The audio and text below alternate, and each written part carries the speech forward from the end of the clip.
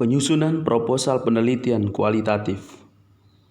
Kelompok 9, Franciscus Xavierus Gomaking, Laurencia Yacinta, Paramita Widya, Albertus Gali, Elka Nasari, Edubardus Prabowo. Penyusunan proposal penelitian kualitatif. Arti proposal penelitian berisi garis-garis besar rencana yang akan mungkin dilakukan dengan metode yang masih bersifat umum dan sementara. Penelitian kualitatif lebih bersifat menentukan, maka masalah penelitian bersifat sementara dan berkembang setelah penelitian di lapangan. Tujuan penelitian menemukan masalah dan potensi, mengkonstruksi fenomena, menemukan hipotesis, memastikan kebenaran. Komponen dan sistematika proposal kualitatif. Ini adalah sistematika dan komponennya. Ada pendahuluan, kajian teori, prosedur penelitian, organisasi dan jadwal penelitian, biaya yang diperlukan.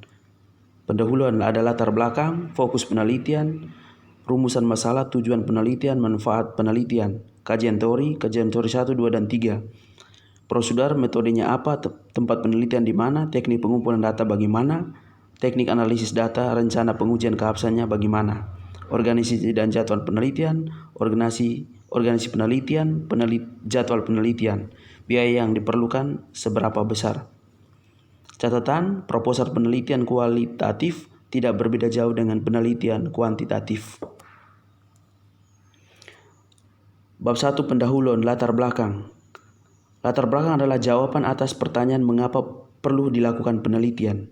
Latar belakang dikemukakan disesuaikan dengan tujuan penelitian kuantitatif. Bila tujuan itu ingin menjalani potensi atau masalah, maka latar belakang berkenaan dengan dugaan, objek atau subjek pada potensi dan masalah tertentu. Latar belakang masalah perlu dikemukakan, digambarkan dalam keadaan yang sedang terjadi dan dikaitkan dengan peraturan atau kebijakan, perencanaan, tujuan, teori, pengalaman, sehingga terlihat adanya kesenjangan merupakan masalah itu dikemukakan dalam bentuk data. Penelitian tidak harus berangkat dari masalah, tetapi dari potensi. Potensi dikembangkan menjadi masalah karena tidak dapat didayagunakan. Fokus penelitian, alasannya adanya keterbatasan baik tenaga, maka peneliti memerlukan penelitian terhadap apa yang objek atau subjek situasi sosial tertentu. Contoh, penelitian fokus pelayan rumah sakit, maka fokusnya bisa terjadi pada prosedur pelayanan pada dokter, perawat, atau ahli gizi, atau seterusnya. Penelitian kualitatif fokus berdasarkan studi, pendahuluan, pengalaman, referensi, didasarkan oleh bimbingan.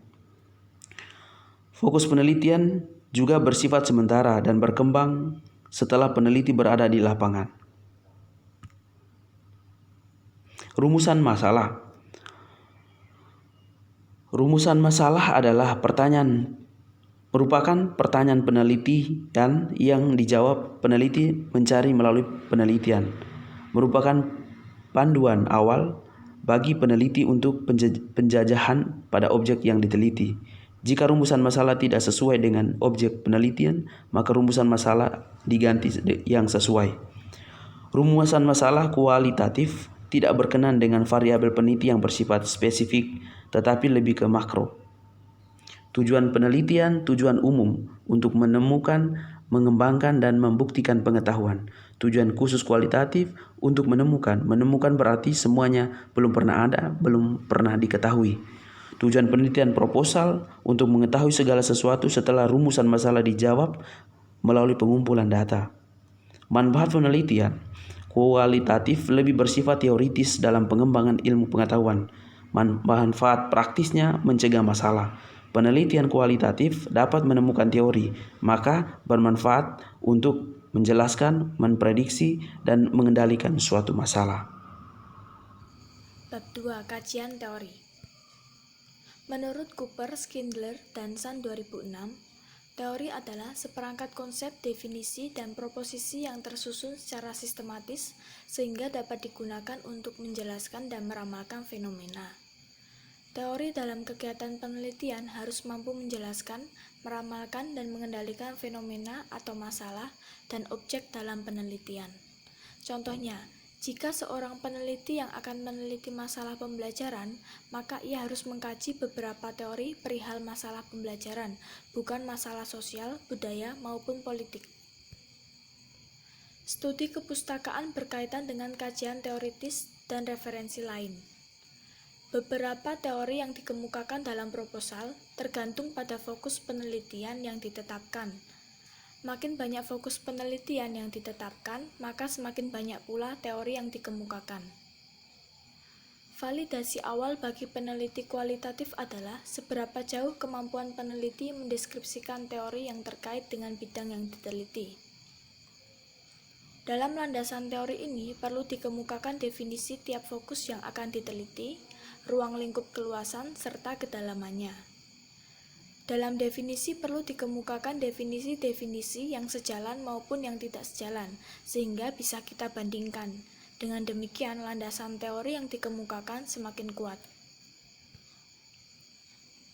3 kriteria terhadap teori yang digunakan sebagai landasan dalam penelitian. 1. Relevansi, 2. Kemuktahiran, 3. Keaslian. Pertama, relevansi. Teori yang dikemukakan sesuai dengan permasalahan yang diteliti. Jika yang diteliti masalah kepemimpinan, maka teori yang dikemukakan harus berkaitan dengan kepemimpinan. Yang kedua, kemuktahiran. Terkait dengan kebaruan teori atau referensi yang digunakan. Referensi yang lebih dari 5 tahun dianggap kurang muktahir. Maka, penggunaan jurnal sebagai referensi untuk mengemukakan landasan teori lebih diutamakan. Ketiga, keaslian. Terkait dengan keaslian sumber. Maka, peneliti harus menggunakan sumber asli dalam mengemukakan teori.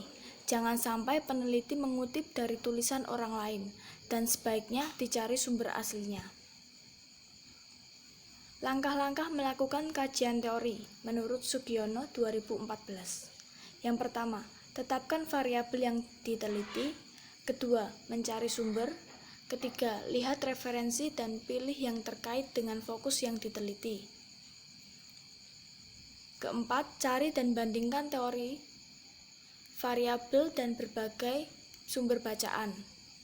Kelima, baca seluruh isi topik yang sesuai dengan variabel. 6. Deskripsikan teori dengan bahasa sendiri. 7.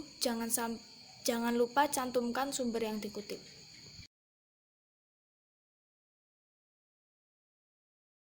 Oke teman-teman, sekarang kita masuk ke bagian yang ketiga, yaitu prosedur penelitian. Nah, di bagian prosedur penelitian ini nanti ada 7 bagian utama, mulai dari metode sampai rencana pengujian keabsahan data. Nah, teman-teman bisa lihat di sini. Kita lanjut aja, kita masuk ke bagian yang pertama, yaitu metode. Dalam hal ini perlu dikemukakan mengapa metode penelitian yang digunakan adalah metode kualitatif. Nah, teman-teman di sini kan kami ngambil contoh bentuk proposal penelitian kualitatif. Jadi kami akan menjelaskan yang kualitatifnya aja ya. Pada umumnya, alasan digunakannya metode kualitatif ini kan karena permasalahannya belum jelas, masih holistik, kompleks, dinamis, dan penuh makna, sehingga tidak mungkin data yang ada pada situasi sosial itu dijaring menggunakan metode penelitian kuantitatif. Nah, dengan instrumen seperti tes, kuesioner, dan pedoman wawancara. Selain itu, peneliti bermaksud memahami situasi sosial secara mendalam, sehingga ia bisa menemukan pola, lalu membuat hipotesis dan mengeluarkan teori. Nah, yang bagian kedua adalah tempat penelitian. Di bagian tempat penelitian ini nanti dijelaskan di mana tempat penelitian itu dilakukan. Misalnya di sekolah, perusahaan, pasar. Nah, di bagian ini tuh harus jelas. Misalnya alamatnya di mana, mulai dari RT sampai negaranya di mana begitu. Nah, bagian selanjutnya yaitu instrumen penelitian. Beberapa minggu yang lalu, kelompok 6 telah menjelaskan secara rinci tentang hal-hal apa saja yang ada di bagian instrumen penelitian ini. Nah, untuk sedikit review, Instrumen penelitian itu merupakan alat bantu bagi peneliti dalam mengumpulkan data. Nah, dalam penelitian kualitatif, tidak dapat dipisahkan dari pengamatan berperan serta, namun peranan penelitilah yang menentukan keseluruhan skenarionya. Nah, oleh karena itu, dalam penelitian kualitatif, instrumen penelitian itu adalah si peneliti itu sendiri. Lalu bagian keempat adalah sampel sumber data. Apa sih bacanya? Sampel? Nah, penentuan sampel sumber data pada proposal masih bersifat sementara. Nah, dalam penelitian kualitatif itu biasanya sampel dipilih secara purposif dan bersifat snowball sampling. Oh ya, perlu diketahui teman-teman, penentuan sampel sumber data pada proposal itu sifatnya masih sementara dan akan berkembang kemudian setelah peneliti berada di lapangan. Nah, sampel sumber data pada tahap awal memasuki lapangan ini dipilih, yaitu orang-orang yang memiliki power dan otoritas pada situasi sosial di tempat yang diteliti itu. Misalnya Pak RT-nya atau kepala sukunya begitu. Nah, sehingga kita peneliti itu mampu membukakan pintu, maksudnya membuka celah untuk meneliti lebih dalam mengumpulkan data di daerah tersebut. Begitu, teman-teman. Kemudian ada teknik pengumpulan data. Dalam penelitian kualitatif, teknik pengumpulan data yang utama yaitu observasi partisipan, wawancara mendalam studi dokumentasi, dan gabungan ketiganya atau triangulasi. Perlu diketahui, jika teknik pengumpulan datanya menggunakan observasi, maka perlu disampaikan apa yang diobservasi. Jika menggunakan wawancara, kepada siapa akan melakukan wawancara tersebut. Lalu ada F, teknik analisis data. Tahapan dalam penelitian kualitatif yang pertama yaitu tahap memasuki lapangan grand tour dan mini tour question. Analisis datanya menggunakan analisis domain. Tahap yang kedua, menentukan fokus dengan mini tour question. Melakukan analisis data menggunakan analisis taksonomi. Selanjutnya, tahap selection. Pertanyaan yang digunakan adalah pertanyaan struktural. Analisis data menggunakan analisis komponensial, lalu dilanjutkan menggunakan analisis tema. Jadi, analisis data kualitatif menurut Miles and Huberman dilakukan secara interaktif melalui proses data reduction, data display, dan verification. Sedangkan menurut Spradley dilakukan secara berurutan melalui proses analisis domain, taksonomi, komponensial, dan tema budaya. Kemudian G. Rencana pengujian keabsahan data. Dalam proposal, perlu dikemukakan rencana uji keabsahan data yang akan dilakukan. Uji keabsahan data meliputi uji kredibilitas data atau validitas internal, uji dependabilitas atau reliabilitas data, uji transferabilitas atau validitas eksternal atau generalisasi, uji konfirmabilitas atau objektivitas. Namun yang utama adalah uji kredibilitas data. Uji kredibilitas data dapat dilakukan dengan perpanjangan pengamatan, meningkatkan ketekunan, triangulasi, diskusi dengan teman sejawat, member check, dan yang terakhir, analisis kasus dan jadwal penelitian. Organisasi penelitian ini perlu dikemukakan.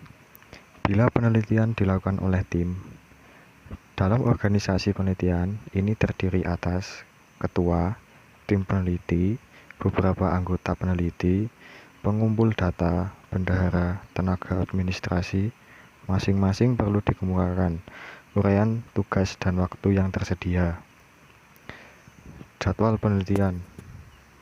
Pada umumnya, penelitian kualitatif memerlukan waktu yang relatif lama, antara 6 bulan sampai 24 bulan. Untuk itu perlu direncanakan jadwal pelaksanaan penelitian. Jadwal penelitian berisi aktivitas yang dilakukan dan kapan akan dilakukan. Nah, berikut ini adalah contoh jadwal penelitian kualitatif. Pembiayaan. Biaya merupakan hal yang sangat penting dalam penelitian.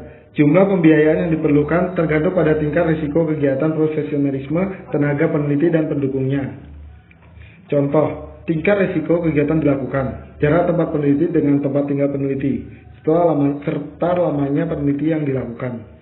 Biaya penelitian pada umumnya 60% digunakan untuk tenaga dan 40% untuk penunjang seperti bahan, alat, transportasi, dan sewa-sewa komputer, alat-alat komputer yang lainnya.